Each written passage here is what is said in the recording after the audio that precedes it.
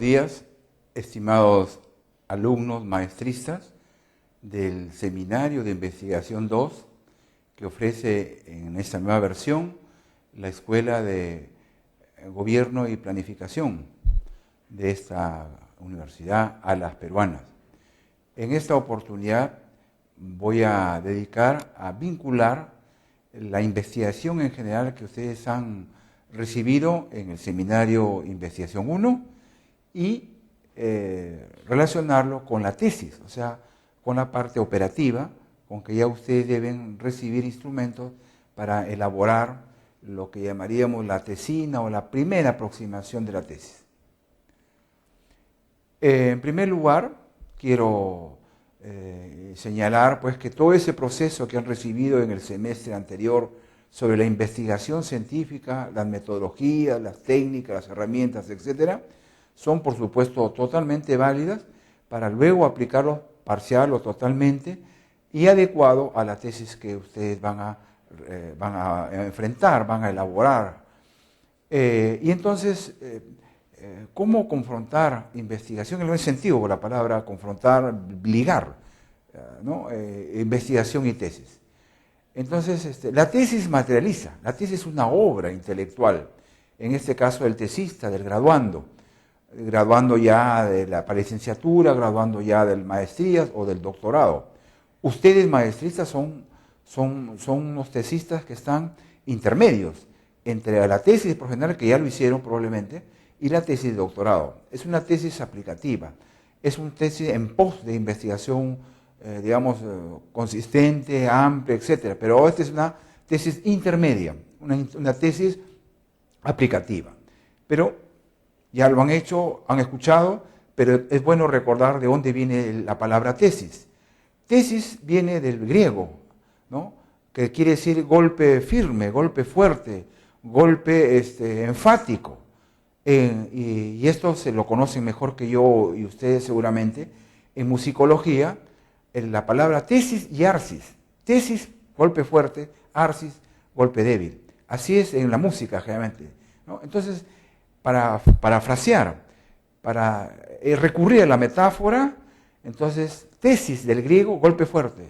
Entonces, la tesis tiene que ser un conjunto de proposiciones y conclusiones suficientemente originales, claras y prácticas. La tesis es un documento más, es una elaboración intelectual, como puede ser el artículo para el periódico o la revista, o puede ser el ensayo, o puede ser una obra, cualesquiera. La tesis es una opinión del graduando que se fundamenta en un análisis basado en los principios y las normas de la investigación científica, pero que además tiene que ser original. No tiene que ser copia de nadie. No queremos tesistas copistas, queremos originales. Es una producción en consecuencia intelectual del tesista. No se prestará la información, la opinión, el enfoque de otros autores, pero aquí lo importante es que el tesista tiene que burilar su tesis. Por eso es una producción intelectual personal. Como decía mi maestro José Antonio del Busto de Uturuburu, la tesis es una investigación en cierta manera pura, ¿no? Para decirle una metáfora, en pos de la verdad. Quien se aleja de la verdad y repite, ofiende. Como dice el vals, toda ofensa, toda repetición es una ofensa, como dice el vals. Entonces, eso no se trata. Se trata de ser originario, una contribución al conocimiento, ¿no? En este caso, como ustedes son maestristas, a la parte aplicativa en las diversas esferas en que están, en la consultoría, en funcionarios del gobierno regionales, nacionales, o en general el centro de investigación o profesores, ¿no? La tesis, finalmente, con la contribución, va a llevar al autor a que la universidad reconozca que está capacitado para atender afuera con sus servicios. El objeto de la tesis es, repito, estudiar. Estudiar es sinónimo de investigar. Quien no hace esto, olvídense, es un charlatán. Quiere pasar por agua corriente y la universidad que concede ese título o ese grado queda mal parado.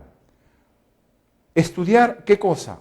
Una problemática y analizar y hacer una cosa propositiva, de luego, ¿no? Concluir con algo inédito de esa problemática. de ese campo en que está analizando, de ese objeto que quiere estudiar. En consecuencia, para estudiar o investigar, el maestrista debe apoyarse en fuentes sólidas, serias. Tiene que indagar, no tiene que repetir, no solamente ir a la internet, tiene que ir a los repositorios bibliográficos, tiene que ir a las hemerotecas, a las bibliotecas, etc. Y cuanto más concurrencia, va a enriquecer con las fuentes. Hay que demostrar, hay que probar. No puede ser que haya tesis que ya de antemano quieren probar y no han analizado. Eso no sirve. Hay que demostrarlo todo. Trabajar también en consecuencia con la metodología de la investigación científica, los supuestos de la investigación científica, los principios, ¿no?, de la investigación, ya sea en una ciencia o en otra ciencia, sea en ciencias formales o ciencias fácticas, en ciencias sociales o ciencias médicas, etc. Cada campo tiene su metodología. Bueno, ahí hay que aplicar. Pero además, trabajar con metodología y disciplina. Sin disciplina, olvídense. Una tesis se enfrenta con un tiempo y hay que hacerlo progresivamente, cumpliendo ese tiempo. Y no hacerse muchas esperas, muchos lapsos. No sirve el tesista que alarga muchos años. Sobre todo una tesis práctica como es la maestría, ¿no? Una tesis, dice un antiguo profesor del doctor del Busto, Carlos Salazar, decía, una tesis pobre es un permanente descrédito para el graduando o estudiante y para la universidad que lo acepta. Eso es inaceptable. Por eso la universidad y la escuela ha puesto a los maestristas estos dos seminarios. El primero, cosas en general de investigación, y el segundo, el curso que estoy a cargo, para hacer la tesis, con qué herramientas, etc. ¿Qué partes tiene una tesis? Brevemente. Siempre hay una portada, ¿no?, que es la carátula que llamamos, el logo de la universidad, la relación de la universidad, la escuela o la facultad. Luego viene en la portada el título de la tesis, el tesista y la fecha. Punto. Luego de la portada viene ya adentro lo que llamaríamos la dedicatoria de agradecimiento, el sumario o síntesis de la tesis, la introducción, que no es lo mismo, ¿no?, y luego el cuerpo o texto de la tesis, o sea, el esqueleto, los capítulos, el esquema, no el índice. Luego del cuerpo vienen los apéndices o anexos. Y finalmente, vienen las conclusiones. No hay conclusiones y referencias, solamente a secas conclusiones. Y luego viene la bibliografía que ha usado, fuentes primarias, fuentes secundarias, etc. ¿Qué defectos encontramos en las tesis de ayer y hoy? Y hay que corregir. Ayer, hace 50 años más o menos que yo llevé el curso de preseminario con el doctor del Busto y que me inspira. Hay veces los tesistas generan lo que se llama, en lógica, la ignorancia de la cuestión. Ignoran lo que van a investigar. Entonces, a veces hay tesis demasiado grandes, pretenciosas, o hay monografías muy específicas y que no atañen al campo que han estudiado.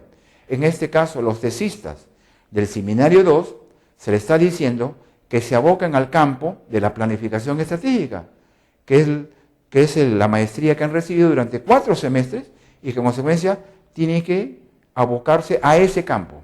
No ignorar ese campo, no hacer eso, ignorancia de la cuestión, ¿no?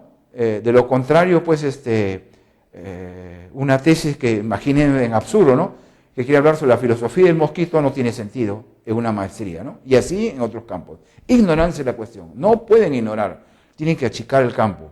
Iniciar la investigación con prejuicios ideológicos, morales, sociales, etc. es malo, no contiene nada. Igualmente, hay un defecto que es utilizar criterios políticos, muy vinculados con lo anterior, ¿no? Se anteponen las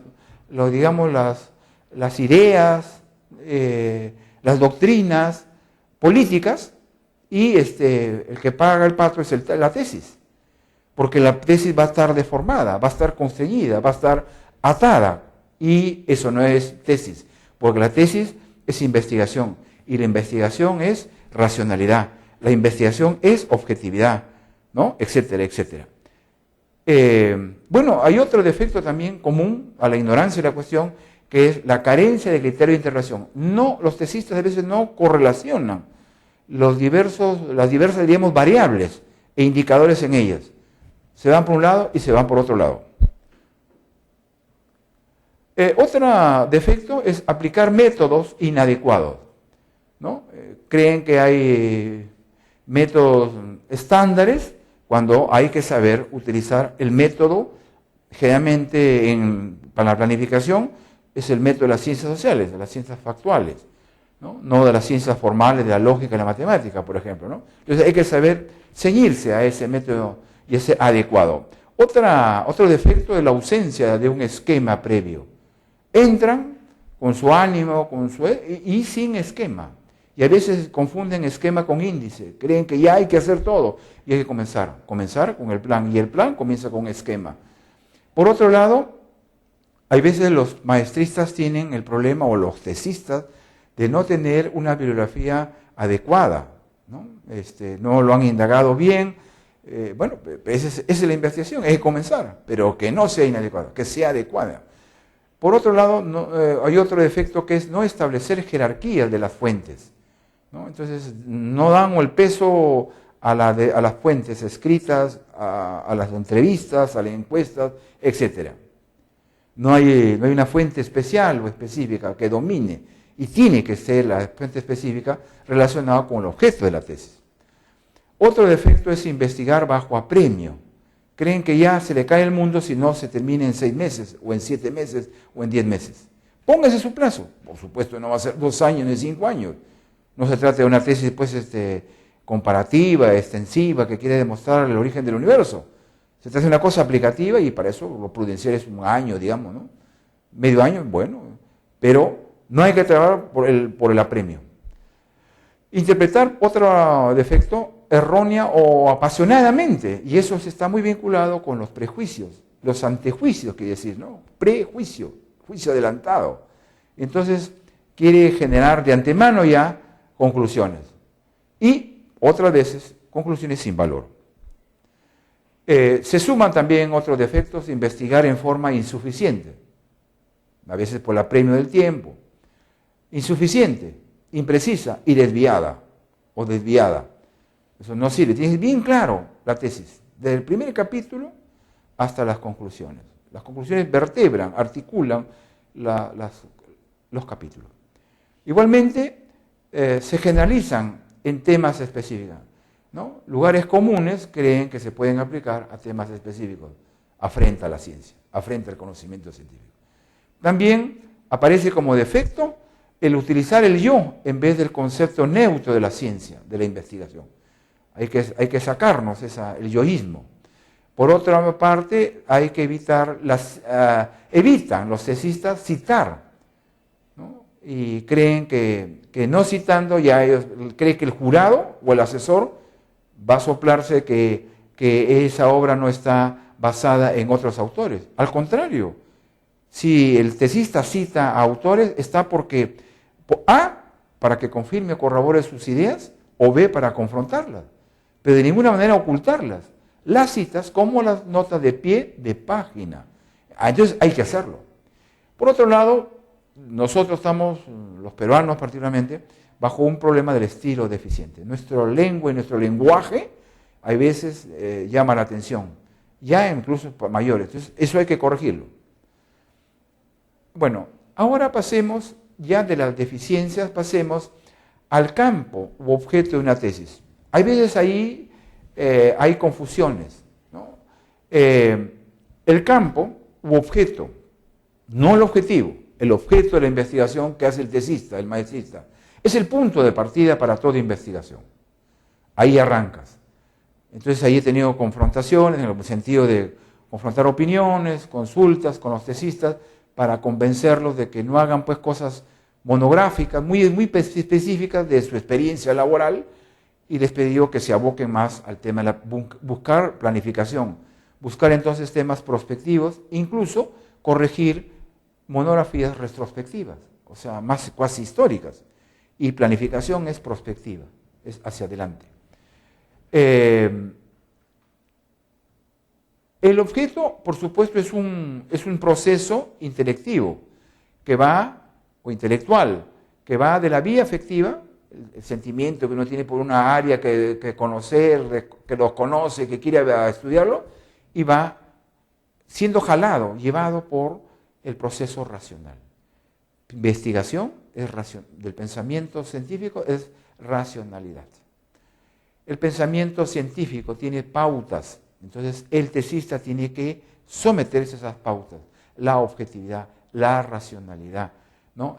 El carácter creativo, el carácter que se va adecuando al pensamiento científico a los tiempos y sobre todo se va probando. Si no hay prueba, chao, eso no sirve.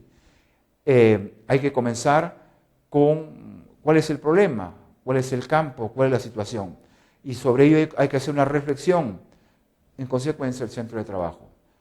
Hay que ir achicando o reduciendo el campo de la investigación en lo más posible. Y eso es lo que he hecho en estas 3 jornadas del sábado, del domingo y del día de ayer con los tesistas. Y me han aceptado de corazón, diríamos, lo he sentido así, y han aceptado esta recomendación. Porque seguir con lo mismo, con monografías tan específicas, sin vinculación con la prospectiva o con la planificación, de nada sirve. Seguir con monografías pasadistas sobre el pasado es historiografía, no es planificación, ¿no? Reducir campo de investigación en lo posible a las fuentes.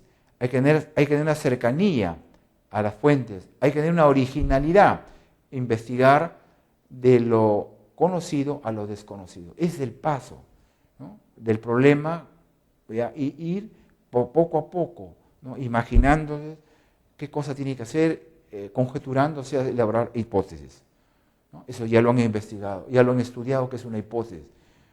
El tesista tiene que explorar entonces fuentes, ¿no?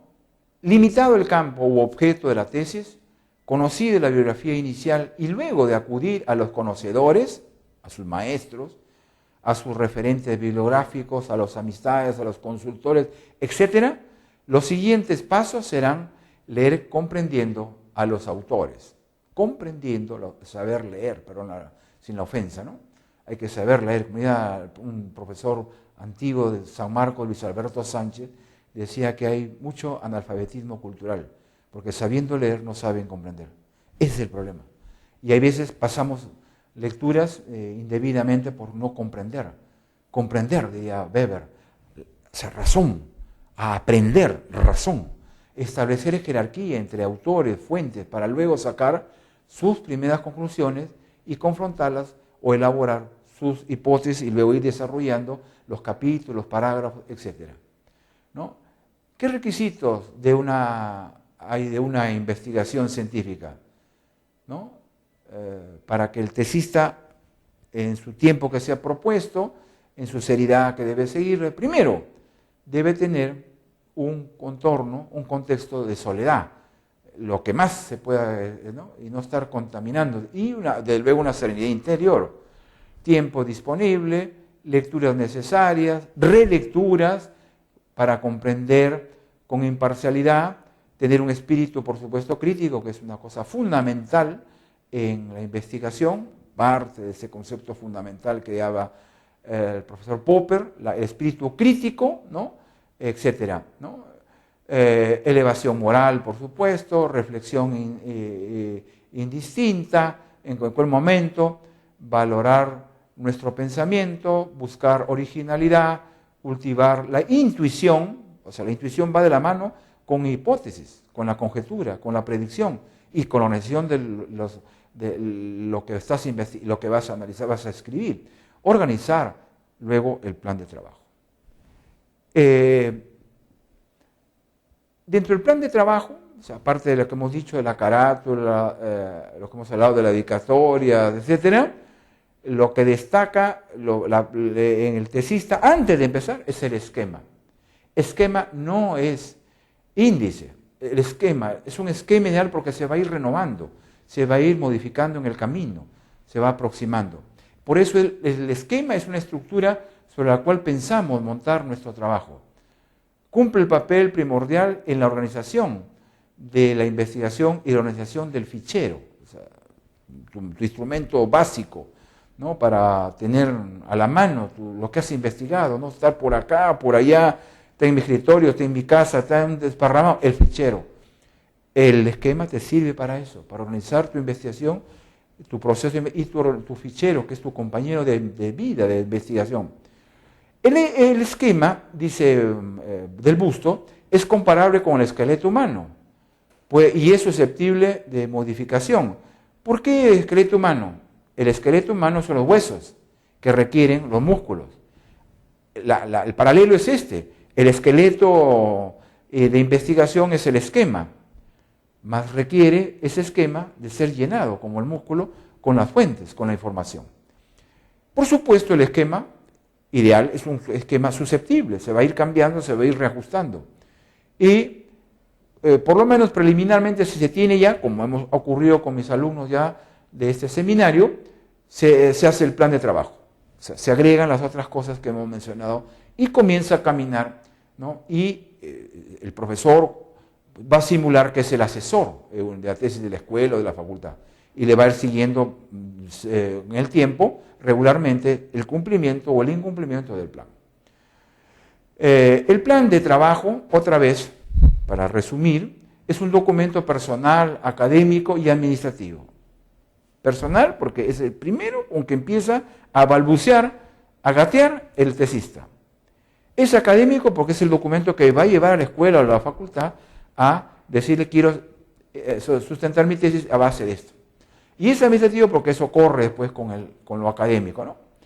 Vincula al tesista con la universidad, vincula al tesista con la investigación, que comprende, como hemos dicho delante, la portada, que ya lo hemos detallado, la dedicatoria de agradecimiento, el sumario, la introducción, el cuerpo de la tesis o esquema que hemos hablado hace unos instantes, el apéndice o apéndices, anexo o anexos, las conclusiones y la bibliografía. Y termina el plan de tesis, este documento pequeño, 2, 3 páginas, con un cronograma de actividades que no son sino el reflejo de cómo vas a enfrentar, ¿no?, tu investigación relacionada con el esquema, con el cuerpo y termina con los recursos. Eso sería todo, amigos, concerniente a esta clase de vincular investigación con tesis. La tesis tiene sus herramientas.